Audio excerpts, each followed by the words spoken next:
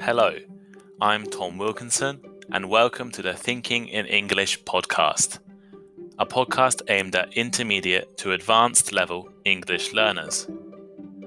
Thinking in a foreign language is a vital step on the road to fluency, and this podcast aims to help you achieve this by discussing various topics, ranging from current events to science, philosophy, economics, and much more.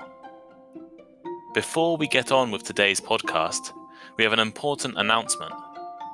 All transcripts of the podcasts are now available on the Thinking in English blog.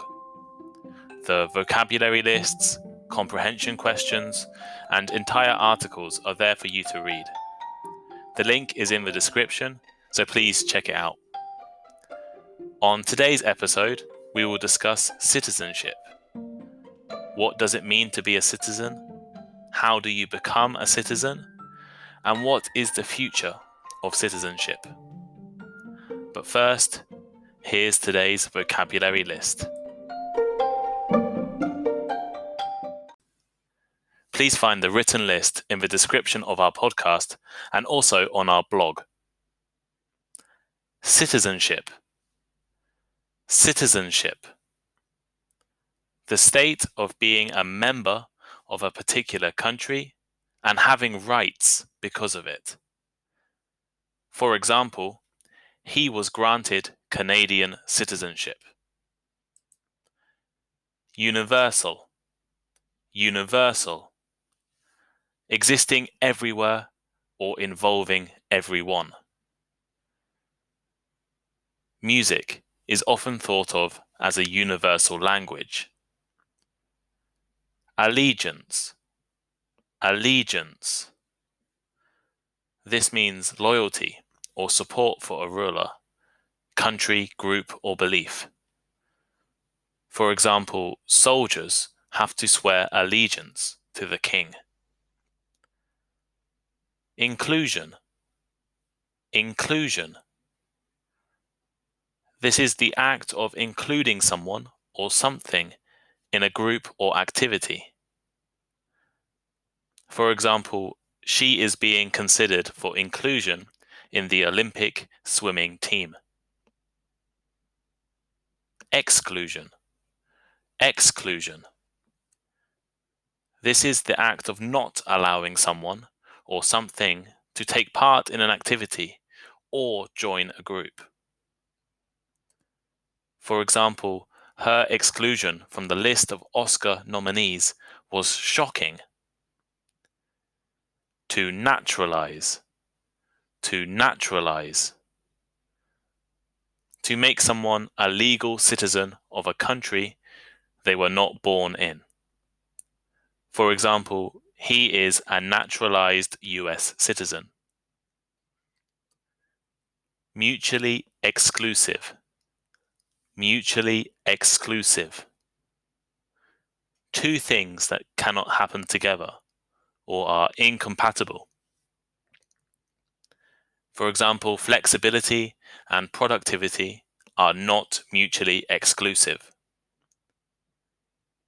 Contribution.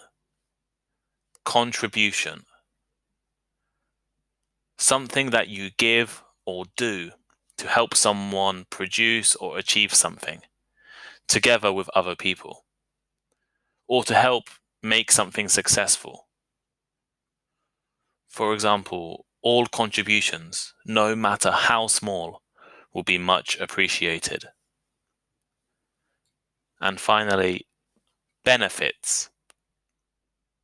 Benefits. This is money given by the government to people who need financial help, for example, because they cannot find a job. For example, unemployment benefit.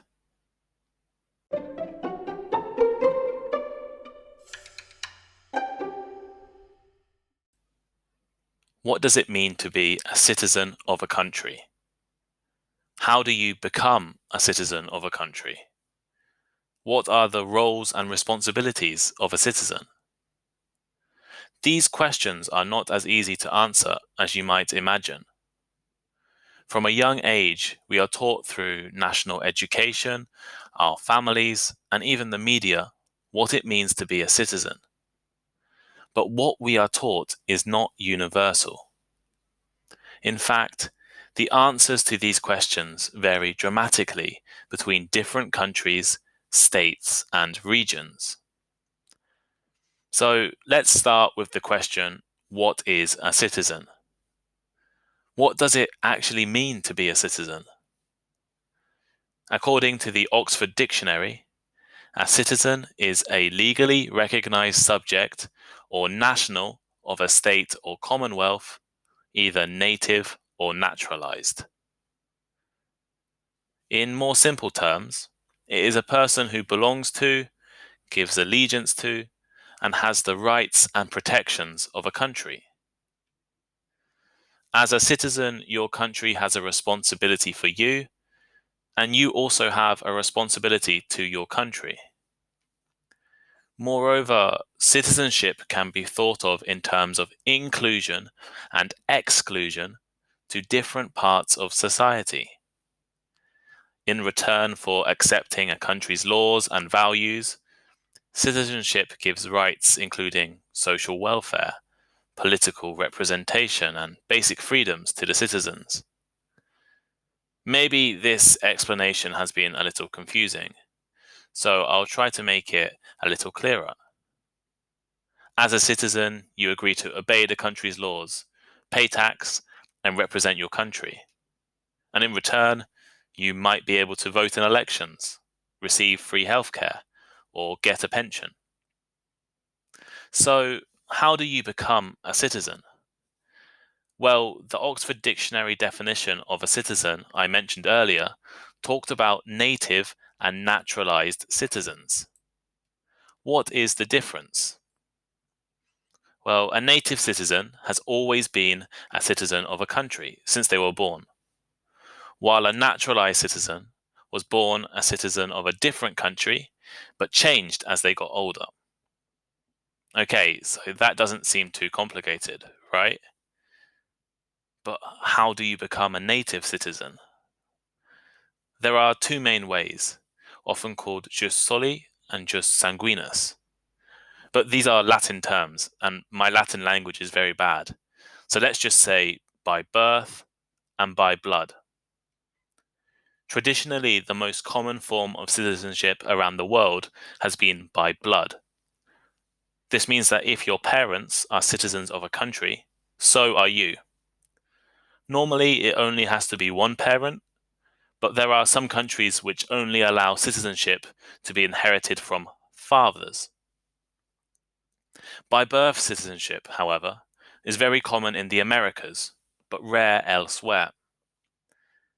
Often referred to as birthrights, it means anyone born on a country's territory is a citizen. It doesn't matter if your parents are citizens, workers, or illegal immigrants. As long as you were born there, you are a citizen. And these two systems are not mutually exclusive. Countries have both by birth and by blood citizenship. So how about naturalized citizens? How do you change your citizenship? Well, the answers to these questions are very different around the world.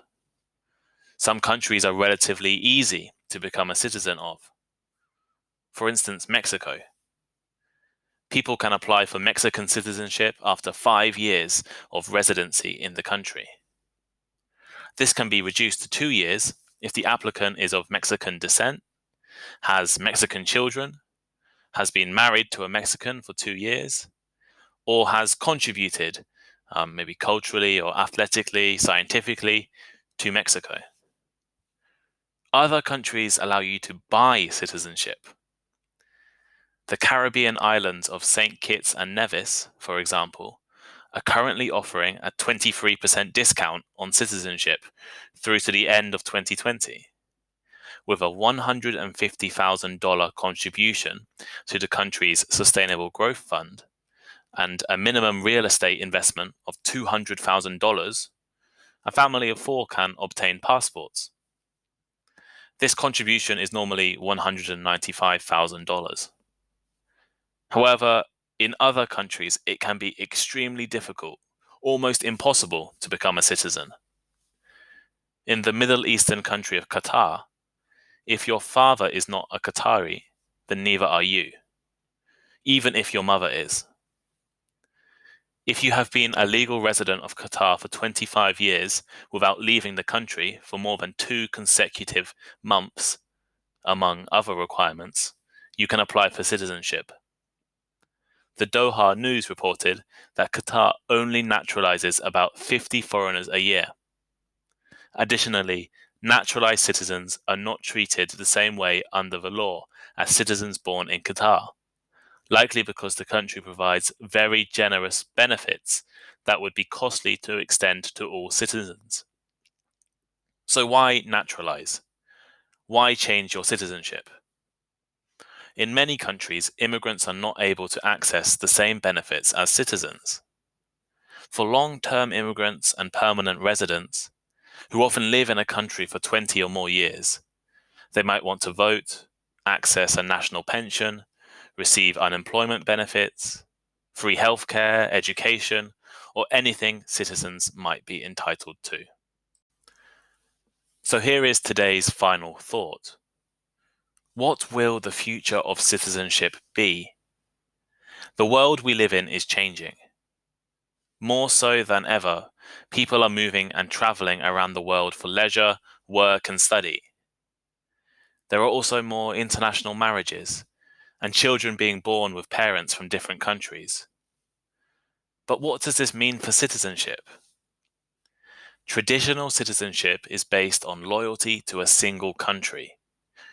The idea of citizenship was developed long ago, when international travel was normally a one-way trip with no prospect of return.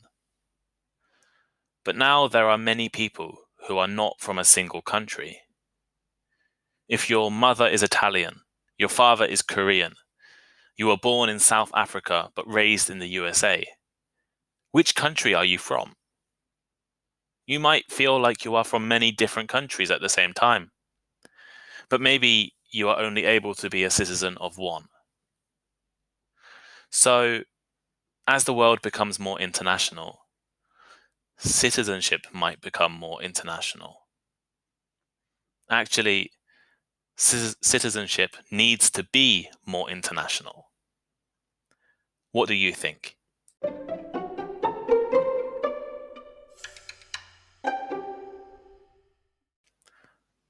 Here are today's comprehension questions.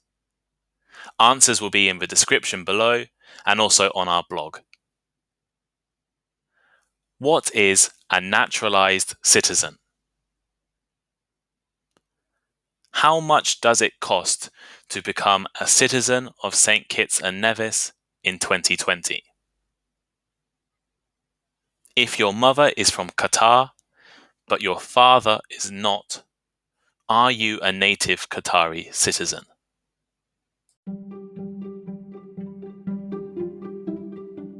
Thank you for listening to today's episode of Thinking in English. Share with your friends, check out our social media links in the description, send us a message, and definitely look at our blog. Our blog has all of the transcripts for today's lesson, in case you'd like to double check anything that I said. We appreciate all of your feedback and any constructive criticism you might have. If you have any ideas for topics, future podcast guests, or other learning formats, please let us know. And please leave us a rating. Thank you, and see you next time.